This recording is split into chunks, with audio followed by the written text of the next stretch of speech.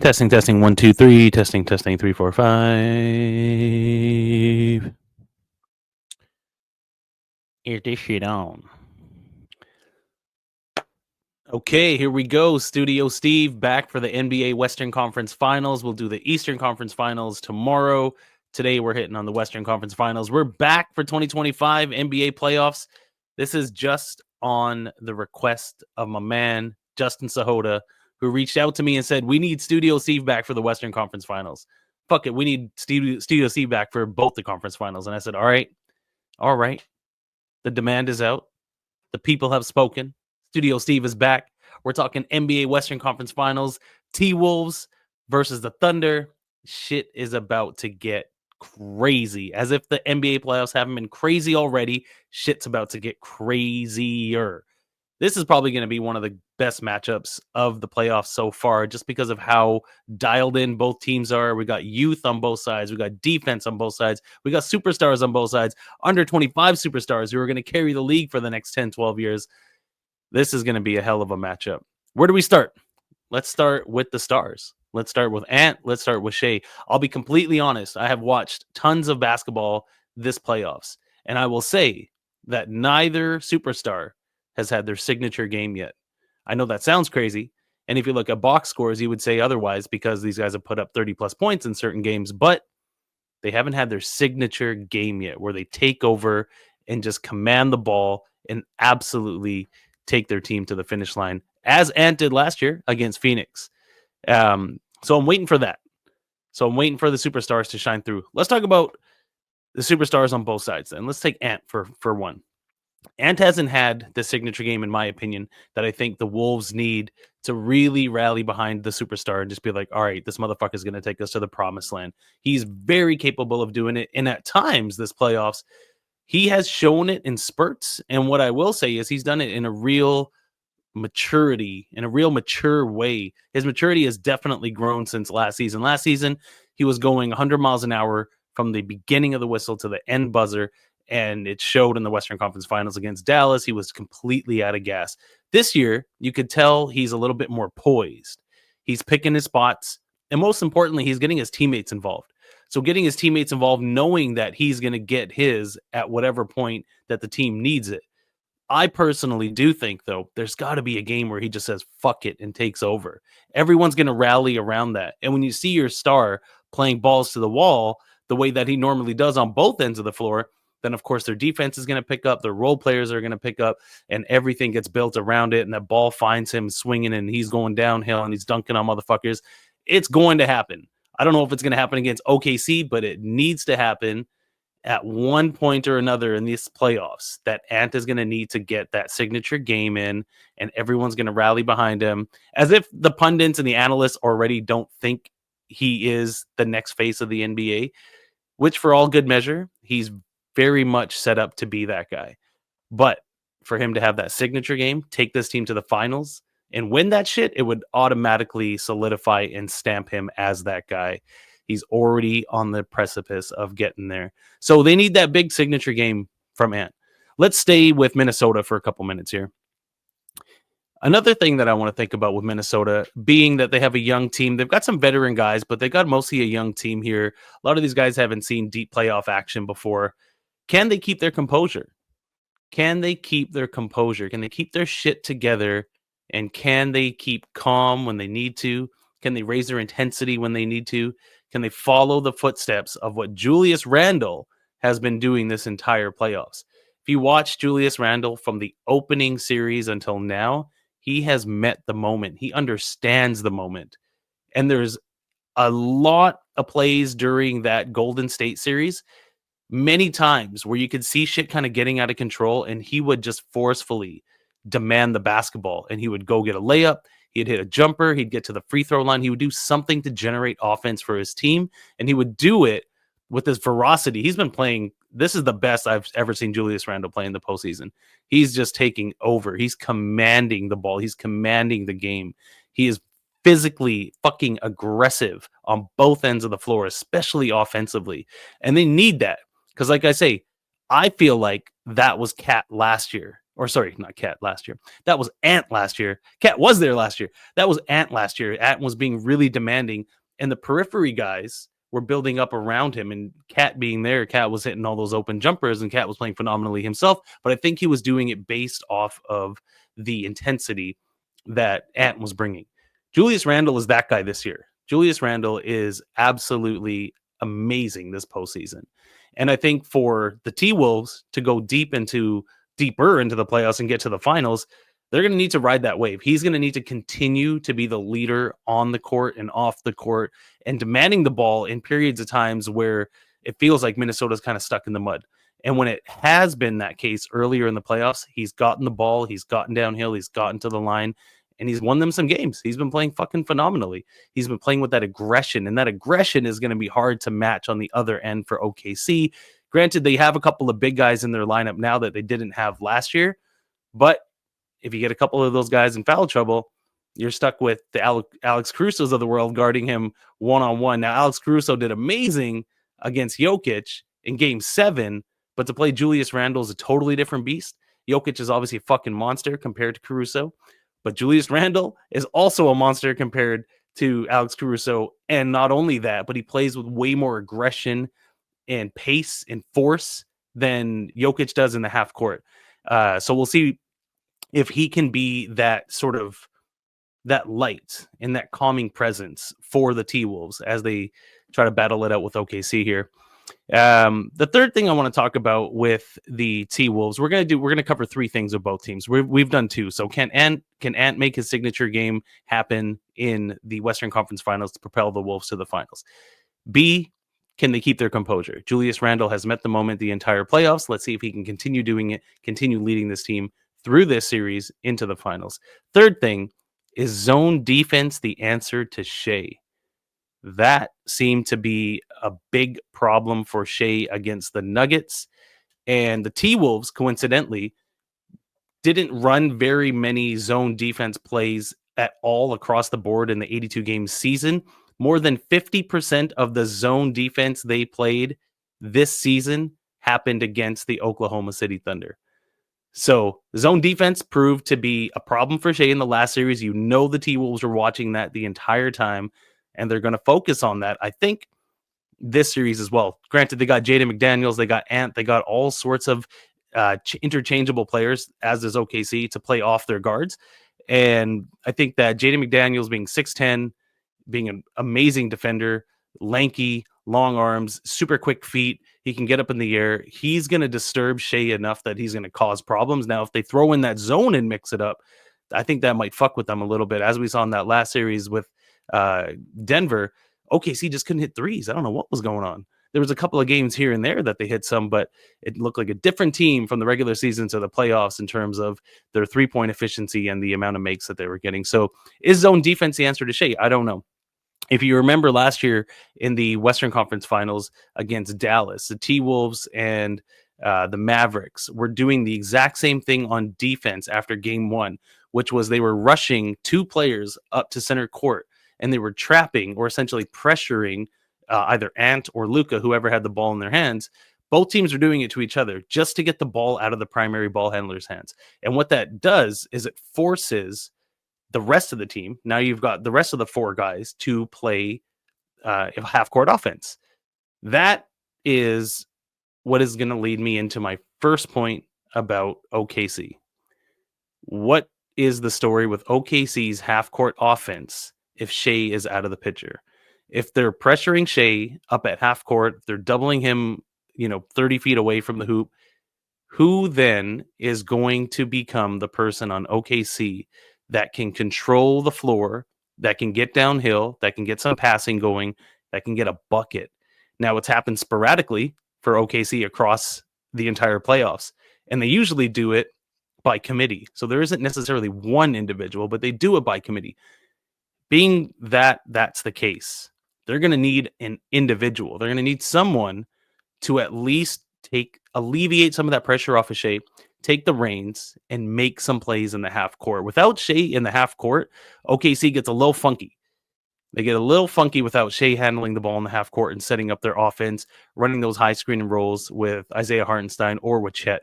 Something that was really effective, I thought, for OKC against Denver. Denver ran a lot of zone, and that kind of fucked with OKC quite a bit, actually. But what I thought was really effective for OKC in that Denver zone, against that Denver zone, was the high-low action between Chet and Isaiah Hartenstein. So if they get that high-low, one big high, one big low, and they get those dump-offs down low, they get the dunker spot, alley-oops, that could be potentially something that sort of breaks that zone and breaks that pressure that Minnesota's going to bring. You better believe Minnesota's going to bring that pressure, because that's how they play D. As good as OKC is on defense, let's not sleep on Minnesota. They're an amazing defensive team. They got length, they got athleticism, they got youth. They've got a stalwart sitting there in the paint, the 4-time defensive player of the year. They got a lot of pieces that they can throw at OKC. So I think that if that ball is getting out of Shea's hands 30 feet away from the hoop and OKC is forced to set up some sort of half-court offense, it's going to be interesting to see how they react, right? It's going to be interesting to see how they react to that. A second piece that I'm going to bring up here, the second piece about OKC, again, dealing with this zone, is can they hit three-pointers? I feel like against Denver, it just wasn't dropping. There was one game, Game 5 in Denver, where Lou Dort hit like 4 3-pointers in the third or fourth quarter late in the game to really open things up. But that was the only game that Lou Dort hit threes. He's been looking really shaky otherwise. In the season, he was looking fucking phenomenal. He was hitting threes all over the place. In the playoffs, hasn't necessarily been the same. As of the same can be said for the rest of their supporting staff. So, can they hit threes against the zone?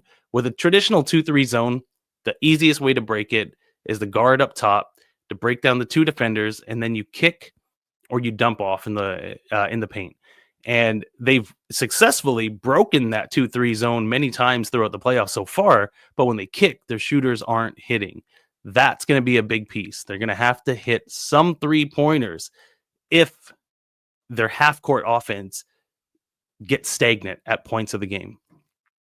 Third piece about OKC. Can they win the rebounding match against Minnesota's size? Minnesota's size should not be overlooked in this matchup. They're huge. They're massive. They've got wingspan. They got length.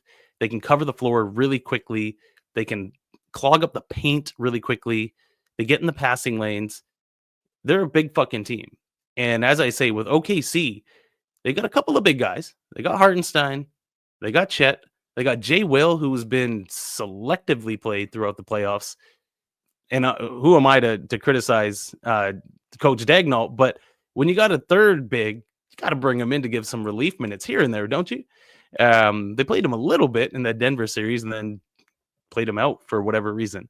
But can OKC win the rebounding matchup against Minnesota's size? That's offense and defense. That's on both sides of the floor. So this is going to be a knockdown, drag out matchup. I feel like this series has the potential to go to 7. Of course, as a sports fan, I want it to go to 7. I want both series to go to 7, because as a sports fan, that's the greatest thing about a 7-game series, is getting to that final one and then nut crunch time and see who brings it. So we'll see. Now, final thing I want to say about this series. I could fucking go on and on and on. I have nothing prepared. I've got like a couple of bullet points over here just because I'm stoked to talk about this, really want to talk about this. I saw Justin Sahota's message and he's like, yo, we need this back. And I was like, fuck it, I need to turn the mic on and do this. So I'm just going off the rip here.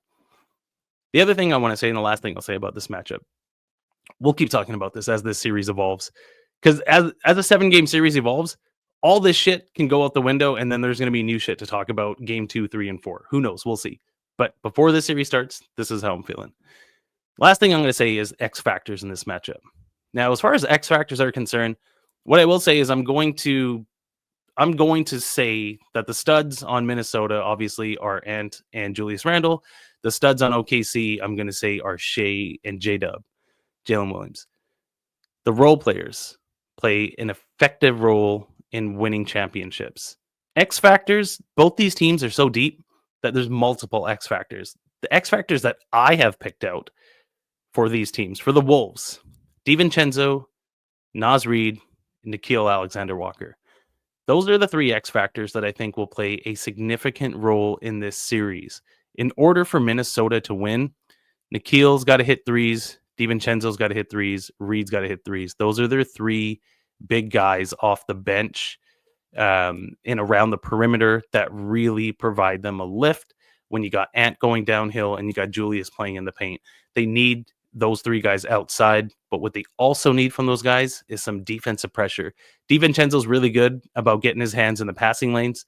Nickeil Alexander is really good at one-on-one defense, getting his hands in the lanes, but also steals, driving guys into the help where he's got Rudy down low. Naz Reid is 7 feet, but the dude motherfucker shoots like Sam Perkins outside, like barely gets his feet off the ground, but he can hit. He's just a matchup problem altogether because of his size, because of his versatility. So I think those three guys are going to be really interesting to watch for Minnesota to see how they can elevate their overall game with their contributions. The three on the OKC side, it's so difficult to pick. OKC's got so many people on their bench, but I personally think that the three X factors. Now, the reason I'm picking three, I have no idea. I just think that these players and this amount of players play a significant role with the way that these teams run their lineups. They play like 7 to 10 deep at any given time. So let's just roll with it. The three X factors on OKC, Cason Wallace, Aaron Wiggins, and Jay Will, the other Jalen Williams.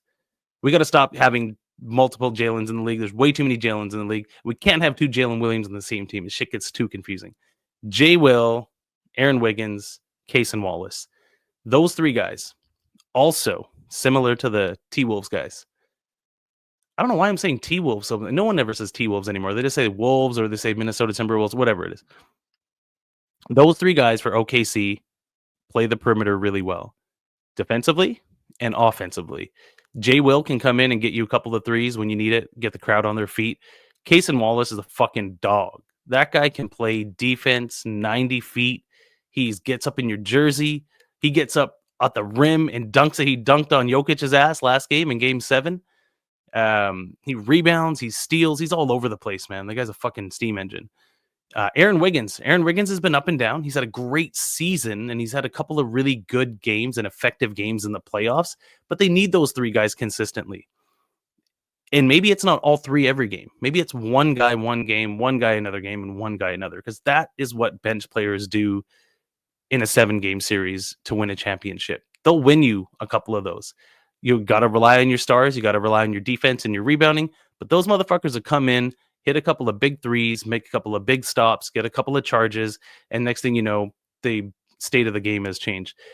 You might notice that I left off Alex Caruso off the X Factor list with OKC. I feel like Alex Caruso is not an X Factor right now. That motherfucker is just a player on the team. He might be like the third most important player on OKC. No disrespect to Chet. Chet's amazing. Chet will give you 15 and 10. If Chet can give him 15 and 10, 15 and 12 the entire series, that's exactly what you need from him. And his defensive pressure is amazing. But Alex Caruso, he is so vitally important to OKC because if you've watched him throughout this playoffs, similarly to how I mentioned Julius Randle meeting the moment and bringing that calm and that poise to the Timberwolves, Alex Caruso does the same thing for OKC. He brings that calm. He brings that poise. He brings that leadership. He is the oldest person on the team at 31. How crazy is that? But not only that, he brings a defensive edge, like a fucking edge in the pressure, a constant pressure on everywhere. He'll get in for offensive rebounds. He can hit a three every now and then. He's been shooting them a little bit better in the playoffs now than I thought he would. He is vitally important to that team. I think he's outside of an X factor. I really do think that he is, you could slot him in as sort of being the top 5 most important people. Like if you were going to go 5-on-5 starting lineup versus starting lineup, I feel like he is that important. He's like the Dennis Rodman effect. That motherfucker comes in, gets a couple of big rebounds, draws a couple of charges, gets the crowd on their feet, gets everyone amped up, gets a steal, going down the other end, fast breaks, like, he's no longer an X factor. He's just the motherfucking man on that team. Not on that team, but he's a motherfucking man. All right. He's one of the dudes on that team. Anyhow, X factors. So DiVincenzo, Reed, Alexander Walker for the Timberwolves. Cason Wallace, Aaron Wiggins. I almost said Andrew Wiggins. Aaron Wiggins and Jay Will for OKC. Who's going to hit more threes? Who's going to come in and get some rebounds, get some defensive stops when they need it? That is going to be really interesting to watch. This whole series is going to be really interesting to watch. There's so much I can go on about this particular series. but I'm not going to throw it all the way before game one even starts. We've got potentially 7 games to go. As I say, with the 7-game series, all this shit can go out the window as of tomorrow, and then it's a whole new set of circumstances as to whatever reason I don't know. But the 7-game series is crazy like that. So that's why we watch every game with intent and focus in detail. I really want to get into the other series in the East, the Pacers and the Knicks. We're not going to do that on this one. We are going to do a follow-up one on that because it deserves its own time as well. But for now, the game hasn't even started yet. So I haven't even watched. I'm about to go watch this game. Timberwolves, OKC Thunder. I'm fucking pumped, as you could tell, probably. Excited for the playoffs. Excited that Studio Steve is back. Thank you, Justin Sahota, for putting the battery in my back and saying, yo, we need this shit. You got this shit. I'm going to bring more throughout the playoffs. I love y'all. Studio Steve, 2025 NBA Western Conference Finals. Signing out. See you soon. Peace.